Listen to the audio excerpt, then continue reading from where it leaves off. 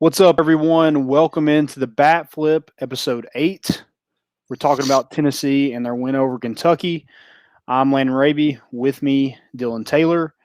I'm going to check out our sponsors, Tennessee Tap House, Hound Dogs, and Blue Water Climate Control. Here is a quick word from our good friends at Blue Water Climate Control.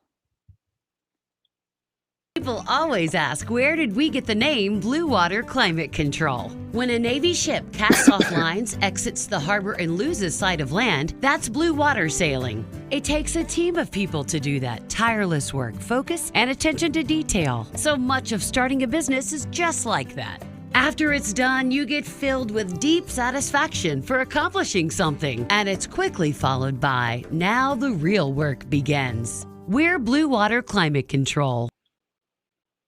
All right, guys, let's get right into it. Tennessee is coming off a big win, I guess expected win, but still a big win. Anytime you win against an SEC opponent, it's a big win. So getting that win over Kentucky, winning the rubber match 11-2 on Saturday. You won the first game 14-4 on Thursday. Chad Dallas doing what he does, shoving it, getting wins. He's 7-1 on the season right now. You only needed 3 innings to score those 14 runs there in the second, the third, and the fourth. And Friday, not the best game. It was closer than the score actually was, but it kind of got away from you at the end. Then obviously you won that game on Saturday to win the series. Now you've won your 6th SEC series this season. You also tied your SEC win total from that 2019 season. And still have 9 games left to really build on that. And tied with Vandy for first in the SEC East. So definitely something to really build on. What was your kind of overall thoughts on the weekend as a whole? Yeah, and only 1 game behind Arkansas for the actual whole SEC lead. I think they've got 15. You got us and Vandy at 14. But, yeah, I mean, good days right now. I mean, it was good series. I know we talked about it. I know it was kind of a point I brought up. A young team like that, sometimes they don't really know that they're not the best team there, so they'll come out ready to fight. I mean, you saw on Friday that, like you said, I mean, I think that's why Chad Dallas is one of the better opening series starters in the country. I mean, he doesn't allow teams to really get life like that. I know they struck a couple times early in the game, but after that, he really locked in then. That kind of set the tone for that game. I mean, you won 14-4, outscored them 27-14 on the weekend, so you nearly doubled them up. But good to see Blade Tidwell get back to good form. I know he kind of struggled his last couple outings, not terribly, but I know you got 5 innings out of him, only gave up 4 hits. Fan 5 people. So, and he gave up that 1 run early, never really looked that shook after that. So good to see him get back on track a little bit. Yeah, I mean, you had some guys face some adversity. You talked about Chad Dallas, they got some bombs off of him, but he settled down and it didn't really phase him. And same with Blade Tidwell's. And then you look at Saturday's game or Friday's game with Jake Rucker, strikes out 4 times and then comes out Saturday and hits a grand slam. Gets all those, gets, I guess, a 4 for 4 with the grand salami, gets those 4 strikeouts back with 1 swing of the bat. So yeah, they just done a great job of, when things go wrong, they seem to not really snowball. They kind of catch themselves and really settle down from there. So anybody really impress you? You mentioned Blade Tidwell. That was a guy who stood out for me. I think he needed to really have a good consistent start, because he's been good. You've seen it, but he's not been consistent in SEC play. So it was good to see him. I thought it was also really good to see Redmond Walsh kind of come in on Saturday and dominate the way he did. He looks like that same Redmond Walsh that we saw 2 years ago, who was one of the best closers in the country. Didn't give up a single hit. I think he pitched 3 and 2/3 innings, and did the same as Blade Tidwell, fan 5 batters. And that's something Tennessee really needed in that bullpen, is another arm. we've seen a lot of Sean Hunley, Kirby Cannell. Now I'm hoping we can see more and more of Redmond Walsh, and hopefully he's looking more and more like that 2019 Redmond Walsh. Yeah, Walsh was a guy that stood out to me. I mean, yeah, you mentioned it. A little over 3 innings, only no hits and 5 Ks. I mean, they never looked comfortable against him at all, which that always baffles me, him and Kirby Connell. I mean, I know it's because they got filthy stuff, but just the way that they're able to keep guys off balance when they're not up there like Tidwell is able to touch 98 miles an hour. They're going to piece on the outside corner, piece on the inside corner, curveball, slider, and they just slice and dice you. Like you're never comfortable against them in the box. But I guess get into him more when we talk about our MVP later, but Jackson Greer really stood out to me. I mean, what a series from your backup catcher, a guy that just transferred in this year. That before this series, I mean, you could tell he can hit it hard. I mean, he's had some loud outs earlier this year, had a couple home runs, but he really impressed me this weekend. Yeah, a guy that you haven't seen a ton of this season just because you have a preseason All-American and Connor Pavoloni, but yeah, a guy that made the most of his opportunity this past weekend and really getting the bat on the ball, getting some balls out of here. I thought that was huge, and not just him. That whole bottom of the lineup. You had Pete Durkee on Thursday go 3 for 4. Luke Lipsius homered in all 3 games, and then Jordan Beck is the SEC newcomer of the week, going 7 for 13 with 4 RBIs and 2 home runs in the series. So that whole bottom of the lineup really showed out against Kentucky, and if they're able to keep up that momentum, Tennessee is going to be hard to beat because they're scoring a lot of runs right now. It wasn't the case on Friday, but you hit 2 home runs. There was just nobody on base when you did it. And that was kind of, when they hit a home run, it was a 2-run or a 3-run shot. When we hit one, it was a solo shot. So that's just kind of how the way baseball is. I don't know what happened to the bats against Lipscomb, but I'll take them come out in an SEC series in a midweek game every day of the week. Yeah, for sure. So who else really? I mentioned the bottom of the lineup. Anybody else really impress you? Yeah, my other guy it was Luke. I mean, that one he hit was it the one Saturday? I think the one that cleared the batter's eye in center field. I think it was when we lost. Maybe. Yeah. I mean that was one of those that was Saturday the rubber match. Yeah. Okay. So that. We mentioned, I mean, title of the show, the bat flip. I would have liked. That's not really Luke style, I don't think, but I would love to. When you hit one like that, I would have loved to see him give just a world class bat flip on that because that's one of those that there's no doubt about it. When he hit that, you could tell even with the metal bats. I know they've deadened them down in the last few years. That was an absolute shot. So Luke, I mean, like you said, he not one of your normally just better hitters in terms of average, but he's always got that pop, always able to go deep. So Luke was Jackson Greer, but Luke was the other guy that stood out. Yeah. Yeah. And Tennessee's really kind of flexing their muscles with the power this weekend. I think they hit 7 home runs in this series. And I thought Kentucky, for the most part, hit the ball pretty well. I mean, everything they hit seemed to be hard, especially on Thursday night. Everything they hit on Chad Dallas was hit hard. And you mentioned they've kind of deadened down the bats a little bit. Those did not sound like BB Core bats. Not at all. No. At all. But yeah, I think they have some pretty good players at Kentucky. Their pitching isn't where probably you want it to be in the SEC, but TJ Collette is one of the best hitters in the SEC, so probably in the country as well. And I mentioned, I think right before Thursday, I was like, got to keep him in the yard. Guess what? His first at bat, he goes yard. I'm like, yeah. Good God. Yeah. You called it. Yeah. But I thought they had that the freshman from Maryville who's pretty good, Ruben Church. Austin Schultz is a guy. John Rhodes had a pretty decent series. So I think they have, like you mentioned Thursday, they got a pretty young team. And they should be good here in the next couple of years. So I think it's a quality series win. Anything else you want to mention with the series? I was just going to say, I think their lineup is much better than what their record shows. I mean, they're not a bad team. It's what we mentioned. They're not a bad team by any stretch, but I think their lineup is they got an SEC impressive lineup. Oh yeah, for sure. Their staff, yeah. I think they had good guys that had good stuff, but they seemed kind of wild all weekend. It seemed like when Tennessee strung together a couple hits, you could tell they kind of fell apart there. So I think that's the main thing holding them back. But yeah, I was impressed with their lineup, their ability to steal bases when they were out there. I mean, they really impressed me then. I think their lineups a much.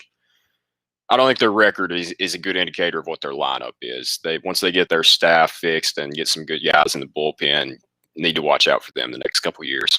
Yeah, absolutely. So yeah, this series, good series win. I mentioned that's their sixth of the year.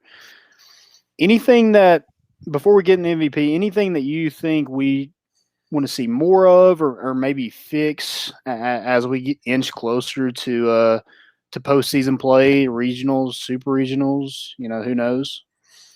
Just keep scoring like you have been. I mean, it's what we mentioned. That game against the Lipscomb was kind of the outlier here lately, but everything else, I mean, you've had really good at bats. I mean, this team, they never really get cheated when they're at the plate. It's rare to see a guy go up there and 3 pitches not look comfortable in any of them. So we've seen that for a little while now. But yeah, just keep scoring like you have been, because I mean, you've seen struggles with Tidwell here lately. He finally got it back together this weekend, but it doesn't really matter who's struggling on the mound if you're putting up 14 runs in a game. So I just keep scoring, and the likelihood is you'll keep winning. It's a lot easier to go back out to the mound when you have a team scoring 5 or 6 runs an inning at For one sure. point. Yeah. My thing would probably be maybe more options in the bullpen. And, I think they have guys that they're comfortable with, and I get that.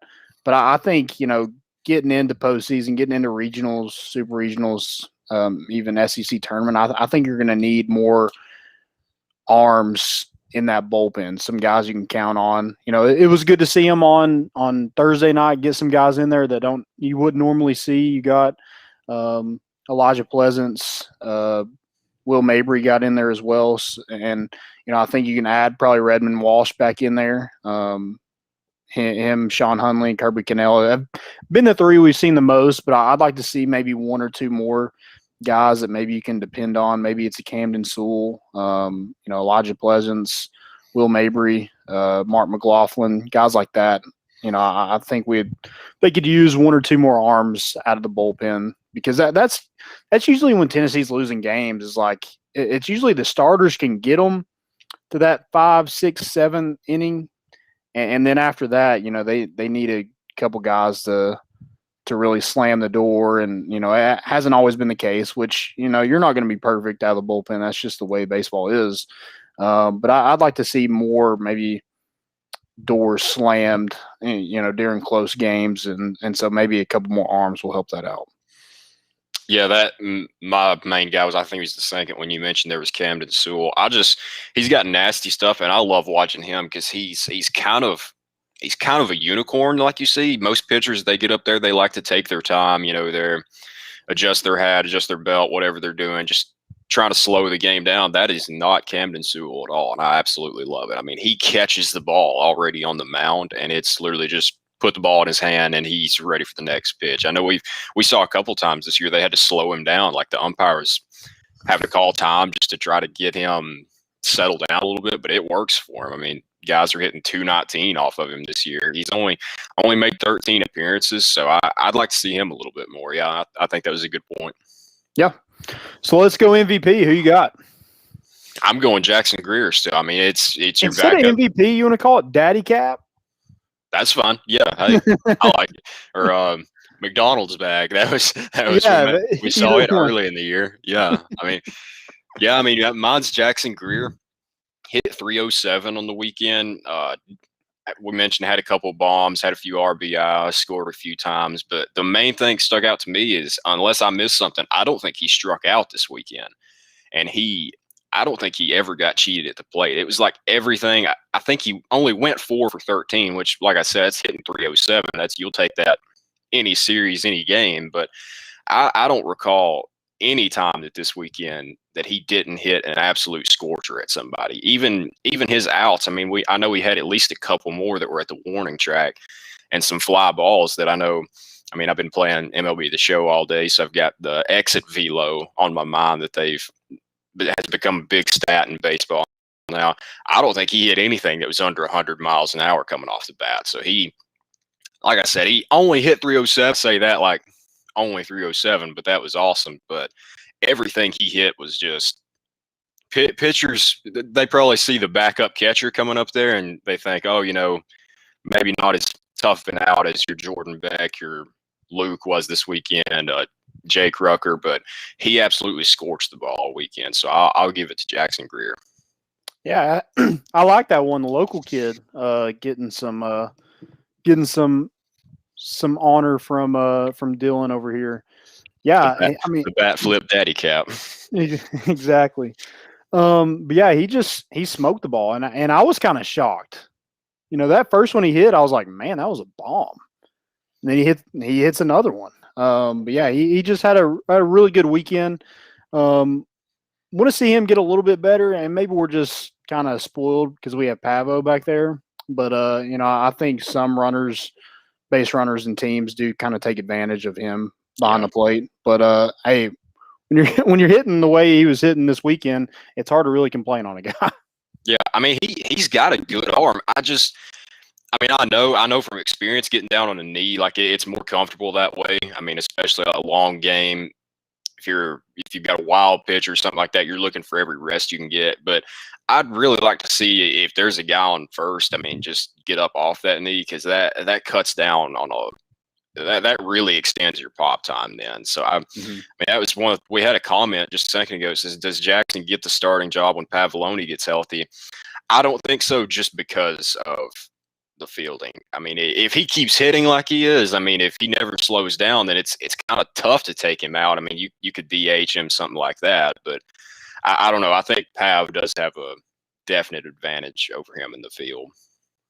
Yeah, absolutely. I mean, you got to go with your guy that you've kind of rolled with this entire season, and Pavloni kind of got going a little bit too until he had to sit out this weekend. I mean, he had a fractured bone in his hand, and he had a freaking 450-foot home run almost. Still going. It's unofficial still.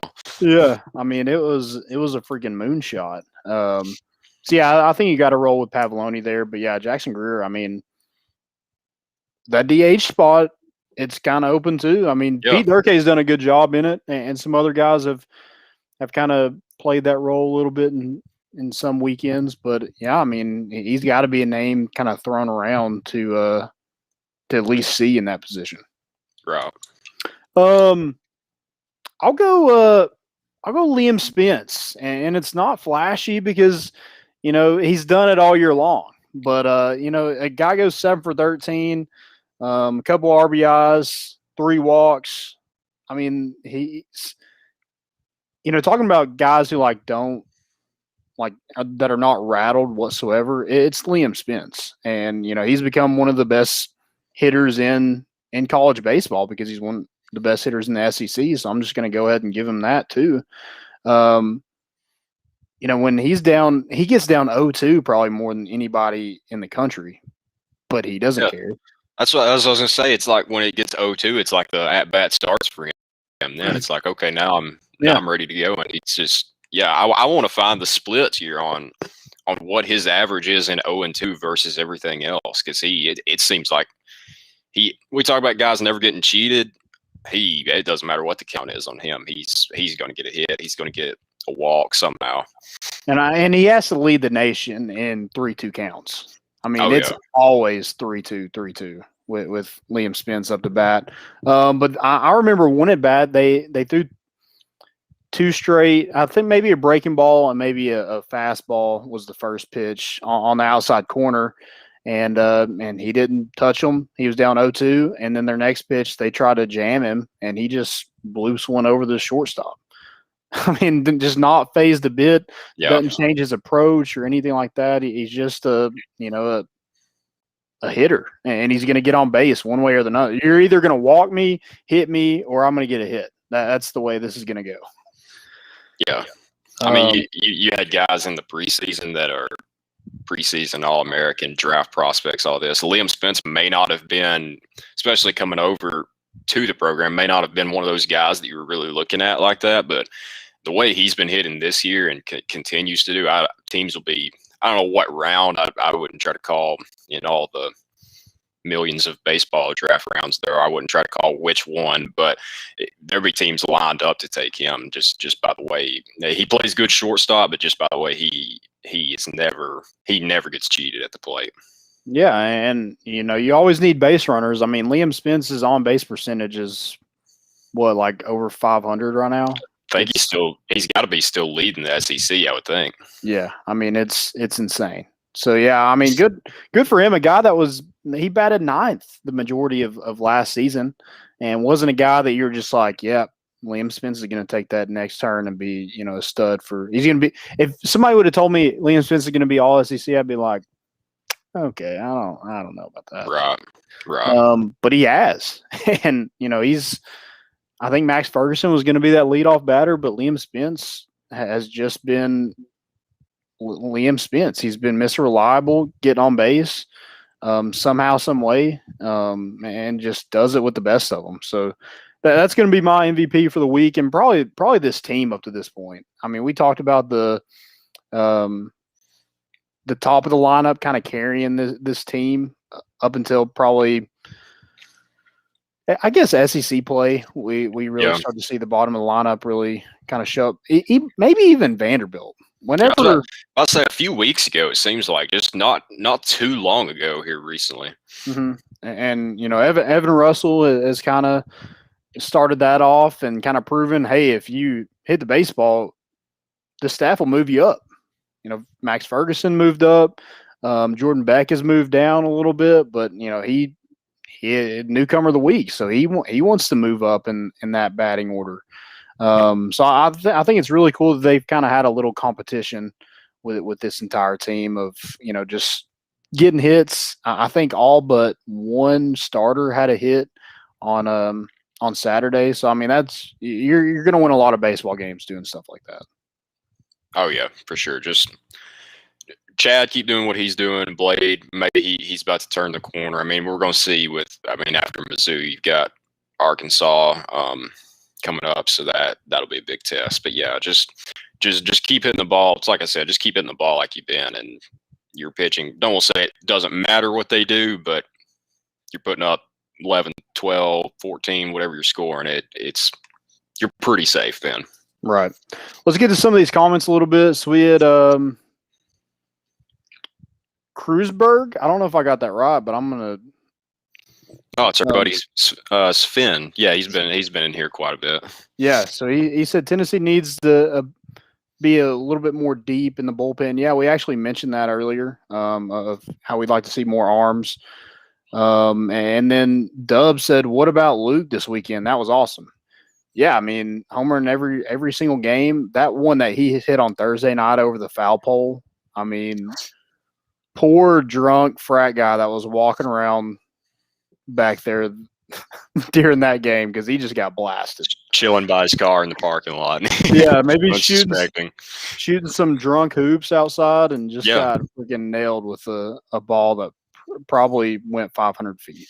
Yeah, I mean, if it hits the road right there in front of Frat Row, it's still rolling right now. I mean, it might be in the river by now. Still going, yeah. Yeah, I think all around good weekend for the Vols. Let's get into Missouri a little bit. No midweek game due to finals, so that's why we're coming to you guys a little bit earlier this week. Missouri, not a great team. I mean, 12-29 overall, 5-16 in SEC play. I think they've been swept 3 times. They got swept their last series by Alabama. But I think this weekend and next weekend, Tony Vitello is going to have this team juiced. His alma mater in Missouri, and then a place that he previously coached at in Arkansas. I think this team's going to be playing their best baseball these next 2 weekends. Yeah, I mean they're at the point in the year where, I mean, you've kind of heard it before. Like they're playing for pride at this point. I mean you're going to see some guys that are going to try to step up with with next year coming up, I mean, 12-29 right now. There's not a lot of room to go down, so there's going to be a lot of guys that come out playing hard that are trying to secure a spot for next year, maybe trying to turn it around. So I mean, it's like we said before. It's what you see every week. You can't take your foot off the gas in SEC, but I hope for a sweep this weekend. But just you should win this series without much trouble, I think. I want to get the brooms out, baby. I haven't swept in a long time, so it's collecting dust. So I need to get that sucker out. So let's get it out against Missouri and solidify your spot. Like, yeah, the regional, I guess, is, I don't know what the percentage is of that we actually get one, but it's got to be pretty high. But leave no doubt. Yeah. Super regional, leave no doubt. You kind of stayed right around the same spot that you're at, right around 5, 6, 7, 4, right around in that range is where you're at, basically with everybody in the country. So, just keep building on that. And I think this team it's going to be a hard road ahead, but I think it's going to be fun to watch this team really get to perform in front of their home fans during postseason play. Yeah, I mean, this team deserves it. Like, I don't know that the NCAA will do it. I think all the evidence is there in front of them. They should do it, but it's the NCAA, so you never know. But I'm ready. I mean, I know we saw I don't know if you saw it today, but the Legends, Lindsey Nelson, they're not going to be their attendance is going to be dwindling from now on. I mean, they're going back home for the summer, stuff like that. But I mean, if you get a regional there, I have a hard time thinking that some of them won't make the trek back for a regional final. Yeah, that. you gotta show up. If you're gonna show up to a game like Lipscomb, yeah, you gotta show up to a regional. I don't care where you live. Exactly. Yeah, it's you're already paying to be in a frat, so you might as well pay to come back for a weekend series against in a regional or super regional. Yeah, I mean, I make the drive. It's not a bad commute. I mean, 3 hours is quick when you're listening to a podcast, something like that. The bat flip, more important issues. I mean, absolutely, it helps pass the time very effectively. Absolutely. Well, hey, do you have anything else? No, I mean, you need to get this series win. I mean, Vandy's playing Alabama this weekend. I think they should handle them. So they're either going to go 2-1 or 3-0 probably. So I mean, you're going to have to match that or better to maintain this tie for the lead, take the sole lead. I mean, Arkansas. I mean, it's like our buddy Sven saying in the comments. I mean, they're really good. I kind of agree. I think they are better than Vanderbilt at this point of the season. So we got them coming up. But I mean, yeah, you just don't let your foot off the gas because Vandy. I think they're going to probably handle Alabama this weekend. So if you want to keep that lead, that tie for the lead, you're going to have to do the same. Yeah, need that sweep. Anytime you can steal a sweep away from an SEC team, you need to do so. And so I think this is a perfect opportunity to do it in Columbia. And then Arkansas, you control your own destiny. They got a 1-game lead on us. And so if you go win that series, you got the tiebreaker. So, yeah, definitely want to take care of business this weekend and then, see what happens. Who knows? You never know. It's college baseball, man. It's wild. Never know. All right, guys. We appreciate it. Y'all have a good week. Go Vols. Beat Mizzou.